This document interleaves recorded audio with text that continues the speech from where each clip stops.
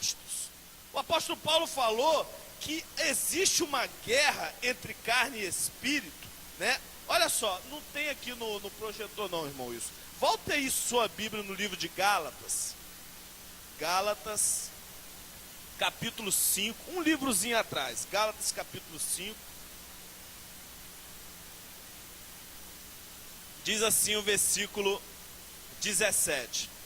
Porque a carne milita contra o espírito e o espírito contra a carne. Porque são o quê? Opostos entre si, para que não façais o que porventura seja do vosso querer. Então você nota que a palavra de Deus, quando a palavra de Deus vem sobre a vida de um filho, ela divide. O filho, o homem ou a mulher, ele nota assim, esse pensamento não era espiritual e sim carnal. Essa atitude que eu tive não era espiritual e sim carnal. Essa condição que eu estou vivendo tem que acabar. Eu não posso ser carne, eu não posso viver na carne e viver no espírito. Eu não posso viver em cima de um muro, nem caindo para o lado da carne, nem para o lado do espírito. Eu tenho que tomar uma posição. Então a palavra de Deus, ela é viva, ela é eficaz, ela é mais cortante que qualquer espada de dois gumes e penetra, meu irmão.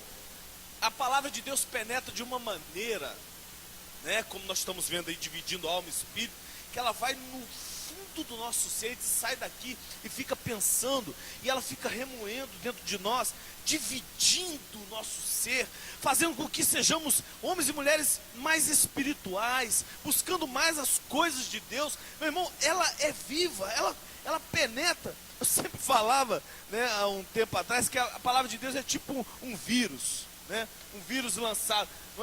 Um vírus, né, não quer dizer que seja para o mal, mas um vírus que ele é lançado, entra na vida da pessoa, e entra na pessoa e faz com que a pessoa tenha reações, e essas reações sejam reações boas, reações melhores. Então diz assim, ela divide alma e espírito, juntas e medula. Por que o apóstolo Paulo falou junta e medula, meu irmão? Porque junta e medula é tipo assim, unha e carne. Ele podia ter falado unha e carne também. É muito juntinho. Ela divide certinho, ela parece um instrumento cirúrgico. Ela divide, ela tira, ó, isso aqui é carne, isso aqui é espírito. Ela divide no ponto certo, porque ela é perfeita, ela é eficaz.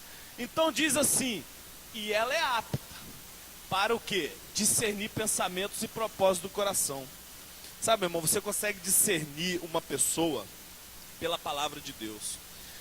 Quando você está diante de uma pessoa e aquela pessoa começa a proferir palavras, começa a proferir situações, reações, começa a proferir, sabe, ter atitudes que não são de Deus, você recrimina pela palavra, não no sentido particular, né, no sentido pessoa, né? Não, porque nós não estamos aqui para julgar ninguém segundo as nossas filosofias. Nós estamos aqui para estar, na verdade, fazendo com que a palavra seja na vida da pessoa um referencial para que ela seja melhor e deixe as coisas velhas para trás, deixe as coisas antigas para trás.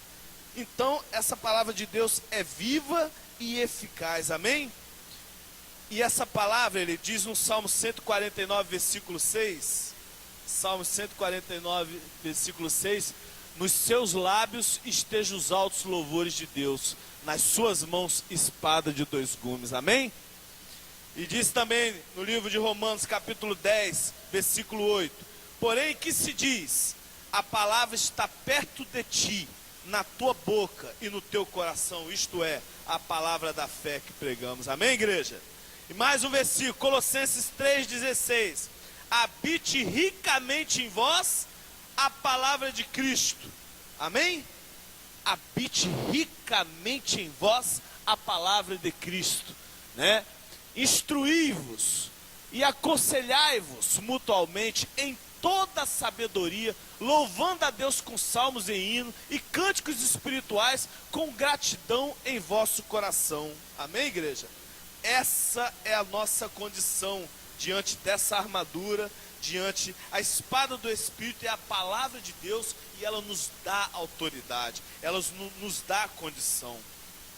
E depois de toda essa armadura vem o sétimo elemento dela, o sétimo elemento, Efésios 6, versículo 18.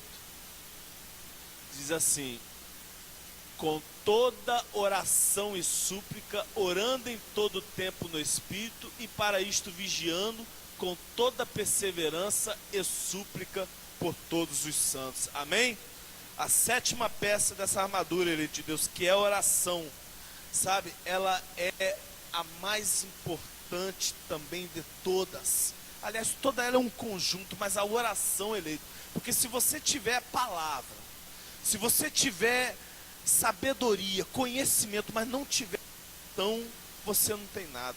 Porque a oração, eleito de Deus, até um irmão meu sempre falava comigo, oração em palavra é como um barco, você está num barco e ter que usar os dois remos, oração e palavra. Se você usa mais a oração, o barco começa a girar de um lado só. Se você usa mais a palavra, ele começa a girar do outro lado. Então você tem que ter os dois. Você tem que ter a palavra e tem que ter a oração. Nós sabemos que devemos orar diariamente, ter uma oração intensa. Devemos orar quando acordamos, quando vamos dormir, na hora de estarmos no meio de alguns acontecimentos importantes da vida. Orar com súplica, sabe, por aqueles que amamos, intercedendo uns pelos outros. Nós temos que estar orando pela nossa igreja, pela vida da nossa família, pela vida do nosso irmão. Nós temos que estar intercedendo uns pelos outros, porque Ele é de Deus. Quando você deseja, segundo a oração, o bem para o teu próximo, na verdade aquilo é como com um efeito sobre a tua vida, porque quando você procura essa condição de vida, de orar pela vida de outra pessoa, meu irmão, mais e mais você recebe de Deus aquilo que você deseja de melhor. Tem até um ditado, um provérbio no mundo que diz assim, o que você deseja para mim, eu te desejo em dobro, né? Mas Deus faz isso na maldade, né? Falar na maldade assim, se você deseja para mim a ruína, eu desejo para você em dobro. Deus coloca no carro a virada.